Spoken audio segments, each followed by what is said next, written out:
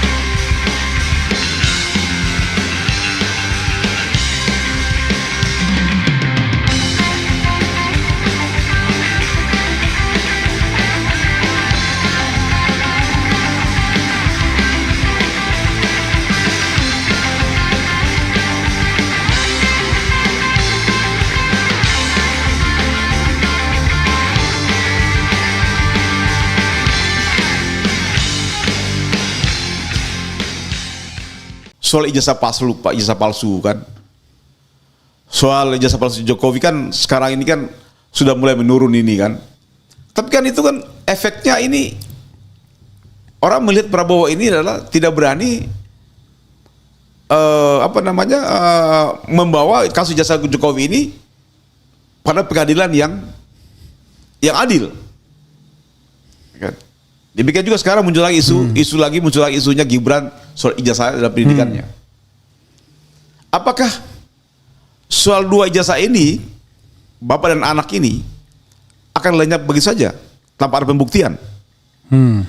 Kalau ini terjadi seperti ini, maka orang akan menuduh bahwa Prabowo itu memang masih memiliki hubungan emosional dengan Jokowi yang sulit dilepaskan. Padahal menurut saya Prabowo ini akan menjadi pemimpin, menjadi presiden yang stabil di masyarakat, didukung masyarakat apabila Prabowo berhasil melepaskan ikatan emosional politiknya dengan Jokowi. Itu.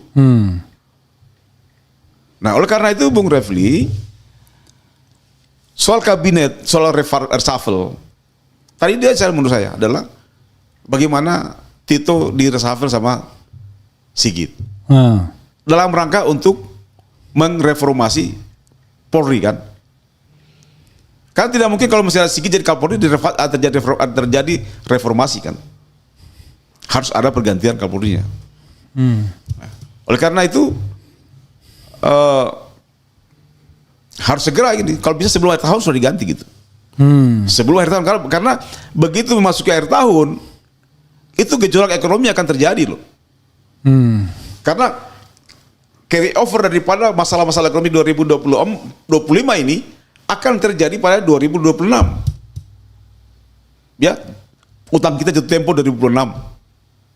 Sekarang bayangkan nilai tukar rupiah menjadi 16.700 sampai 17.000. Ya. Pertumbuhan ekonomi juga belum kelihatan. Nah ini kan harus diselesaikan melalui stabilitas politik dan sosial kan. Kalau nggak ada stabilitas kan nggak ada investasi masuk. Nah pertanyaannya apakah sekarang belum stabil? Ya masyarakat membaca. Prabowo ini masih menjadi bagian daripada Jokowi dan ini menimbulkan efek ketidakpercayaan kepada investor. Oke, bro. Kalau kita lihat 3 tema ini ya, mungkin Anda bisa wrap up. Lalu apa kesimpulan Anda? 1 soal P3, kedua soal pergantian Kapolri, dan ketiga soal reshuffle kabinet.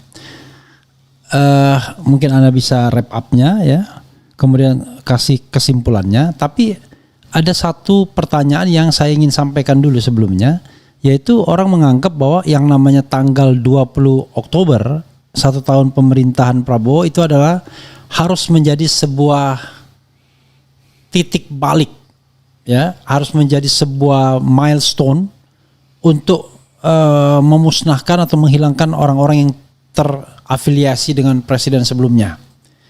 Dan disitulah orang kemudian akan melihat bahwa apakah Prabowo serius atau tidak memberantas korupsi, menaikkan ekonomi, peduli sama masyarakat.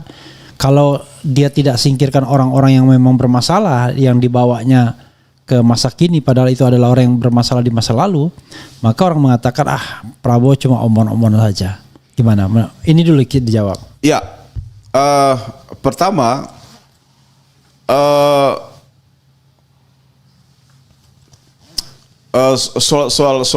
soal pemberantasan korupsi ya. Saya kira kita berani mengatakan bahwa soal pemberantasan korupsi ini Prabowo perform situ lah. Ya. Ya kan, ada perkembangan yang memuaskan. Meskipun itu adalah sampai hari ini kan belum dibawa pengadilan kan. Ya. Tapi ada nilai plus di sini. Ya. Ya kan? Ada nilai plusnya bahwa pemberantasan korupsi ini cukup berhasil. Artinya ada indikasi keberhasilan. Itu pertama. Yang kedua, soal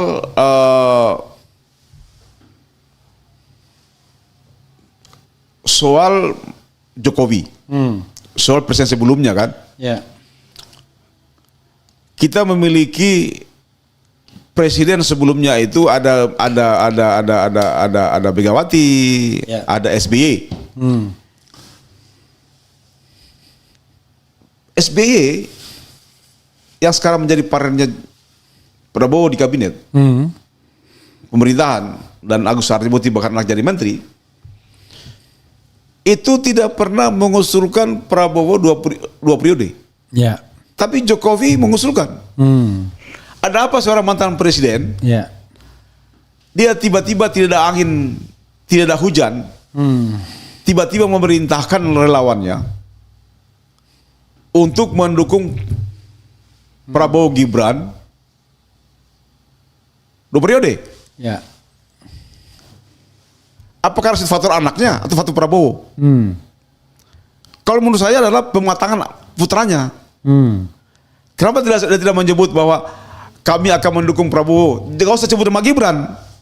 Sebenarnya Prabowo gitu kan? Ya. Karena 2029 itu tergantung Prabowo mau milih siapa pasangannya kan? Jangan dipaksakan. Sekarang kan berJokowi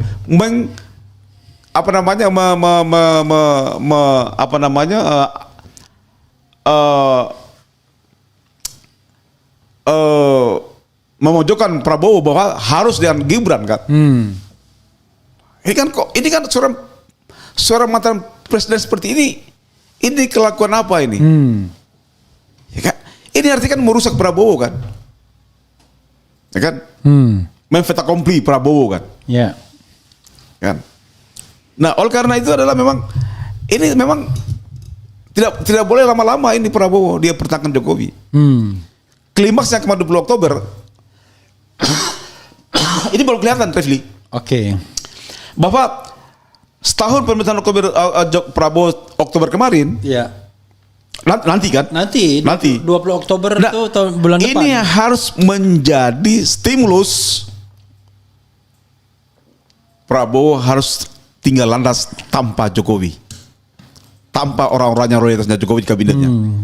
Jadi artinya batas waktu Prabowo untuk tinggal landas agar dia menuju stabilitas ekonomi dan politik, maka Oktober itu dia harus mengganti orang-orang yang masih loyal pada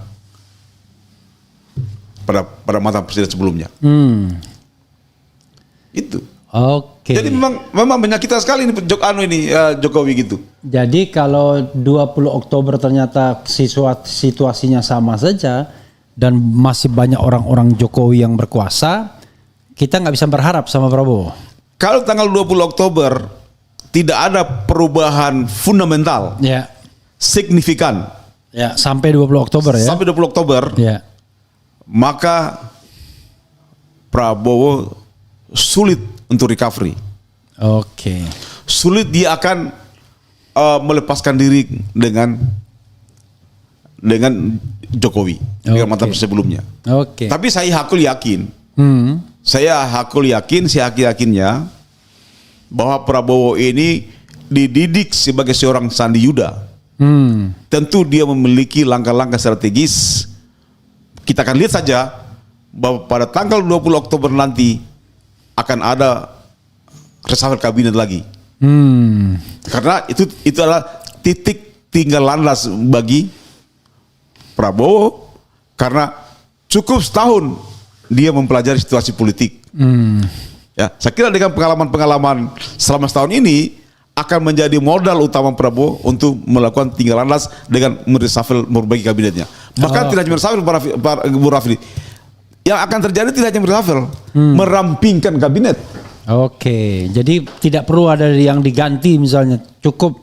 Tapi makin dia reshuffle makin banyak itu anunya, jumlah pesawatnya.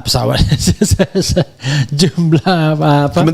Menterinya ini. Ya, maka saya bilang 20 Oktober itu kalau dia mau tinggal landas, mau efisien, maka akan terjadi reshuffle tapi sekaligus perampingan kabinetnya.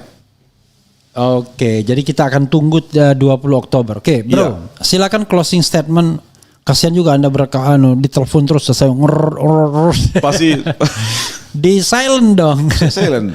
Oh, itu Pak masih getar. Oh, getar. Iya, oke. Nah, oke, silakan Anda closing statement terhadap 3 hal yang dibahas. P3 mau ngapain? Pencopotan Kapolri mau ngapain? Kemudian reshuffle mau ngapain? Silakan, bro. Pertama soal P3. Ya. Harus pemerintah memfasilitasi agar P3 kembali melaksanakan muktamar ulang. Ya. Dengan ketentuan Mardiono dan si Agus Parmanto tidak boleh ikut di dalamnya. Oke. Ya kan? Itu ya. Itu no negotiable point. Gitu non negotiable point. Oke. Hanya dengan cara begitu P3 selamat. Oke. P3 kembali besar dan kembali kepada DPR. Soal pergantian Kapolri harus ini dikaitkan menjadi bagian daripada tim reformasi Kapolri. Oke. Ya, tanpa mengganti Kapolri maka reformasi itu adalah tidak ada artinya. Oke. Dan yang paling penting ini adalah pengalaman yang terburuk bahwa ternyata nanti di kemudian hari tidak boleh lagi mengangkat Kapolri menjabat 5 tahun. Kelamaan itu. Kasihan generasi polisi yang mati semua di bawahnya. Cukup 2 tahun aja menjabat. 2 tahun. Oke. Ini 5 tahun kelamaan. 5 tahun sih belum, tapi akan 5 tahun kalau nggak dipertahankan, kalau nggak diganti. Ya, karena dia baru pensiun kan 2 tahun lagi kan, 6 tahun tuh jadi. Karena dia kan menjabat 2019. 2019, sekarang udah berapa tahun? 2020 menjabat. 2020. Sekarang 5 tahun. Per tanggal 27 Januari. 5 tahun, mau 5 tahun. Ya, hampir lah 5 tahun nanti bulan pensiunnya depan. 2028. 2026 dia akan 5 tahun. 2028. Ya, oke. Jadi masa mau coba 10 tahun, hampir 10 tahun. Ya. Kasihan polisi-polisi angkatan 90, 91, 92, 89 belum selesai. Ini kan kasihan mereka ini. Kan? Oke. Ya. Jadi itu harus dikaitkan. Soal reshuffle, maka adalah Menteri Dalam Negeri juga harus diganti. Harus diganti loh, Menteri Luar Negeri diganti. Ya kan? Jadi artinya ini kita ingin lihat bagian pada reshuffle 20 Oktober nanti kan? Ya kan? Bagian Oktober itu harus menjaminkan apakah itu reshuffle dan perampingan kabinet wamen-wamennya itu cukup dihilangkan aja wamen itu. Buat apa ada wamen? Mengganggu aja kinerja menterinya kan itu wamen itu. Dualisme kan jadinya kan? Ya kan? Harus kita belajar. Sudah mengganggu dijadikan komisaris lagi. Ya. Jadi kita harus belajar bahwa bupati dan wakil bupatinya itu di daerah yang terpilih sama-sama sekarang banyak berantem, benar nggak? Ya. Jadi ini akan juga para menteri dan wamen begitu juga. Ya. Jadi menurut saya perampingan wamen buang wamen, perkecil kabinet, cukup itu aja. Dan yang paling penting adalah Bung Raffi, bagaimana Prabowo 2 Oktober nanti itu harus mengakomodir Gatot dan Anies masuk dalam kabinet itu supaya stabil ini barang apa yang harus stabil? Politik dan ekonomi dong. Oh, politik dan ekonomi gitu. Apakah Anies sama Gatot menjadi faktor pengganggu kalau nggak masuk kabinet? tidak mengganggu tapi memberikan energi baru pada Prabowo gitu. Oke. Daripada Anies nganggur pada Anies di luar, kenapa nggak dia punya visi misinya tidak dimanfaatkan Prabowo kan? Pemimpin yang benar itu, yang tangguh itu adalah pemimpin yang bisa memanfaatkan bekas lawan politiknya menjadi aset dia kan? Oke. Dan jangan terjebak pada relawan-relawan masa lalu yang tiba-tiba bermimikri. Relawan itu kan rentenir gitu kan? Enggak, relawan masa lalu yang kemudian tiba-tiba bermimikri menjadi relawan Prabowo. Jangan. Oke. Jangan. Oke, bro, final say. Kalau masih ada. Cukup. Ya, saudara sekalian, itu tadi dengan Habil Marati ya. Kita tunggu bagaimana P3, rumah besar umat Islam, yang sekarang rumahnya sudah reot sana reot sini. Gak ada pintu dan jendelanya. Pintu dan jendelanya sudah digondol orang ya kan. Aslinya dijual. Ya, tinggal tiang-tiang aja yang masih menandakan itu rumah ya, yang bernama Partai Persatuan Pembangunan. Yang kedua, soal Kapolri itu is a must, dan soal kabinet aspirasinya sama kebanyakan orang, tetapi ada tambahan ya, yaitu buang mereka-mereka yang terafiliasi dengan Jokowi dan rekrut Anies dan Gatot sebagai tambahan energi, begitu ya, bro ya? Ya. Oke, makasih. Oke. Wassalamualaikum warahmatullahi wabarakatuh. Waalaikumsalam. Keren. Jadah. Cara.